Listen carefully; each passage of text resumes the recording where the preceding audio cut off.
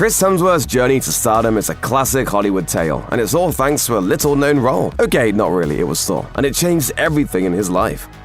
Before Thor, Hemsworth wasn't exactly unknown, although he was far from the leading man we know him as today. He had a dedicated fanbase in Australia long before he was cast as Thor, thanks to his recurring role as Kim Hyde on an Australian soap opera called Home and Away. He even did a stint on Australia's version of Dancing with the Stars in 2006. Despite his fame in his home country, however, Hemsworth was nearly unknown in America. He had a brief but memorable turn as George Kirk in 2009's Star Trek reboot and a handful of film roles. According to Deadline, Hemsworth tried out for Thor early in the casting process, but didn't make the cut. It was only when he started working on another movie that the stars aligned. That film was The Cabin in the Woods. Although it was released after Thor, the horror comedy was filmed in 2009 and had a co-writer and producer in Joss Whedon, who went on to direct The Avengers. The story is that Whedon convinced Thor director Kenneth Branagh to give Hemsworth another chance. As I said, I think we've got to call Chris Hemsworth, but where is he? He's in Vancouver. He's doing Cabin in the Woods for Joss Whedon. Remember, Joss says he's terrific. I trust Joss.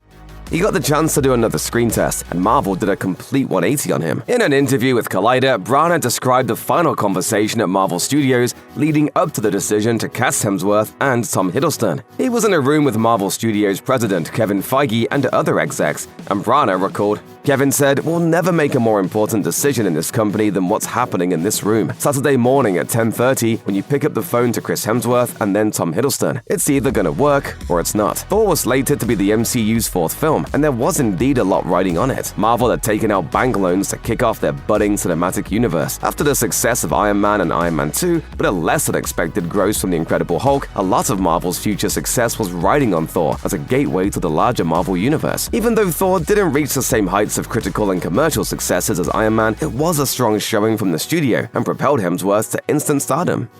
Within 5 years of the theatrical release of Thor, Hemsworth was able to work with other Hollywood greats, such as Charlize Theron, Viola Davis, and Cillian Murphy, directors Ron Howard and Michael Mann, and many more on several different films. And outside of films, his stardom surged. Hemsworth was a fixture of red carpets, talk shows, and conventions. He became the face of multiple ad campaigns and could be seen on billboards around the world. There was no escaping him.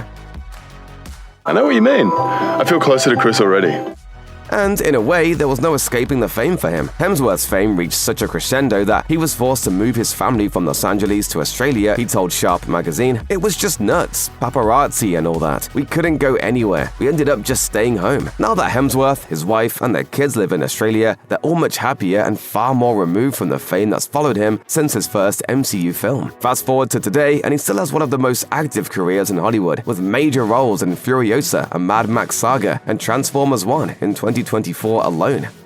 It's hard to picture Chris Hemsworth as anything other than a beefed-up space Viking, but before he was cast as Thor, he was a relatively lean young man. If he was going to accurately portray the Norse god of thunder, that had to change fast. Hemsworth told Direct Conversations, "It took a good 5 or 6 months of force-feeding myself buckets of protein and then spending 6 or 7 days a week in the gym. I've always been pretty active and played a lot of sports, but I've never lifted weights, so this was a whole new thing for me. My body didn't set well with that weight, eating tons and tons." Hemsworth had to keep up his training throughout filming, and by the time he was done working on Thor, he had to prepare for filming on The Avengers. And then Hemsworth basically had to keep up his muscular, bulky frame over the course of a decade's worth of Thor and Avengers films.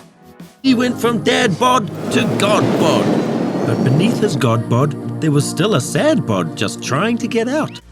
A career-making role that thrusts you to superstardom is the dream of many a young actor. But there's a downside too: contractual obligations. Hemsworth's initial contract with Marvel reportedly committed him to 10 films over 10 plus years, and it sounds like it got a little tiresome. He said in an interview with British GQ, "You know, I get sick of the character pretty quick every couple of years." Fine, why? Don't it look all right? You look like melted ice cream. Well, Hemsworth has been able to keep the character fresh thanks to Taika Waititi taking the last 2 Thor films in a new direction and working with the Russo brothers on latter Avengers entries. It's likely he's feeling more freedom now that his initial long-term contract has been fulfilled. But on the other hand, while it may have been a long haul suiting up as Thor so many times, it ultimately gave him the freedom to take a step back and choose his future career moves on his terms. He told Entertainment Tonight, "I've been running from project to project for a long time, just to avoid being unemployed or that fear that it's the last job you'll get, you know? I want to be more curated about the choices I make, things I immerse myself in or I'm involved in. I want to have greater value and work with great people." Funnily enough, Chris wasn't the only Hemsworth who was seriously considered for the role of Thor. In fact, his brother, Liam Hemsworth, made it further in the casting process on his first try. And they auditioned him, and he basically got down to last like 4 people and then didn't get it. And then I came back in and... In the end, the casting team felt that Liam was a little too young to take on the part and ultimately pivoted back to Chris. Liam hasn't exactly suffered since losing the role, however. He starred in the Hunger Games series as Gale Hawthorne and recently took over from Henry Cavill as Geralt on Netflix's The Witcher. Chris has joked about some sibling rivalry in the Hemsworth household in interviews due to the casting battle between him and Liam. But by all appearances, joking is really all it is. And while Liam hasn't yet made any appearance in any Thor films, their older brother Luke has, as an actor playing Thor. While all 3 Hemsworth brothers seem to be booked and busy, Chris is definitely the most successful and well-known of the 3.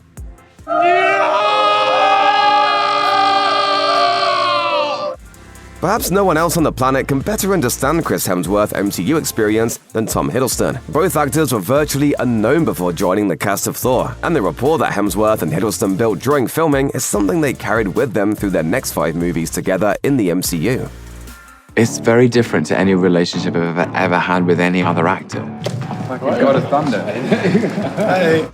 By the time Thor Ragnarok came out, the dynamic between the 2 actors had been built up through camaraderie and enough time spent together to help create some of the best moments between the characters. They may play bickering brothers and often enemies on screen, but in real life, they've built a genuine friendship. There's no doubt that one of the biggest changes that comes from joining a massive cinematic universe shows up in your bank account. Hemsworth's role as Thor turned him into one of the most bankable actors in Hollywood and has brought him some serious paychecks over the years. Since 2011, Hemsworth has starred in 8 MCU movies and also had a cameo in Doctor Strange. After starring in so many enormous blockbusters over the years, Hemsworth has earned a combined salary as Thor which easily sits well above $70 million. And it's not like he's only gotten paid to show up in the MCU either. He's headlined several other big franchises, including the 2 action fantasy Snow White and the Huntsman films and both Extraction films. As of 2024, Parade estimates his net worth is sitting pretty at about $130 million. Hemsworth was introduced to Elsa Pataki by his talent agent in 2010. Later that year in December, they tied the knot. Hemsworth says that his success in the MCU and beyond has a lot to do with her and their relationship. He told British GQ, "Her sacrifice, commitment, work, support, forgiveness, everything that she has given me over the years has been incredible. I couldn't have done any of the things I've done without her." After years playing a lead character in one of the most popular and lucrative franchises in the world, Hemsworth decided to take some time to slightly deprioritize his career and focus more on his family and personal life. As mentioned, Hemsworth and Pataki made the decision to move their family from Los Angeles to Byron Bay, Australia. He told Sharp magazine, "We're so far removed from work in LA. Our kids are happier. There was an instant change in their attitude, and we surf every day." It sure sounds like everything worked out for Hemsworth, and he no doubt has Thor to thank for so much of it.